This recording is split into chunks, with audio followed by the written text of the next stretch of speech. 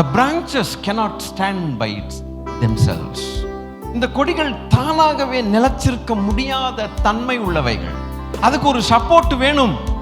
They need a support. They need a plant. A branch needs a plant. மற்ற branches அப்படி கிடையாது.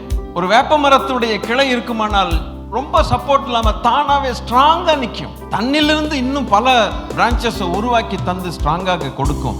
இந்த திராட்சை செடி பாவம் ஒரே லைன்ல போகும். தொம்முன்னு தொங்க விட்டா தொங்கி போய் தொங்கி இருக்கும். அது கட் பண்ணிட்டீங்கன்னா அதால பிழைக்க முடியும். ஏதாவது மற்ற மாமரத்துடைய கிளையை கட் பண்ணி அதை கொண்டு வந்து மறுபடியும் பூமியில வச்சுக்கின்னா துளிர்க்க ஆரம்பிக்கும். இந்த திராட்சை கொடி அப்படி கிடையாது. அவ்வளவு பலவீனம். பலவீனர்களை தேவன் தெரிந்து கொண்டார். அப்ப அந்த திராட்சை கொடிகள் எப்படிப்பட்ட தன்மையுடையது, திராட்சை செடி எப்படிப்பட்ட தன்மையுடையதுன்னு 5 காரியங்கள். திராட்சை கொடி எப்படிப்பட்டதுன்னு தன்மையை தேவன் அப்படி ஆப்போசிட்டா இருக்குதே கொண்டு வந்து ஒட்ட வச்சிருக்கிறாரியா.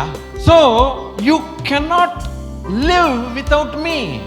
என்னை இல்லாமல் உங்களால் ஒன்றும் செய்ய கூடாது என்று சொன்னார். அப்படியானால் நீங்கள் எண்ணில நீங்க நிலைச்சு நின்று அபைட்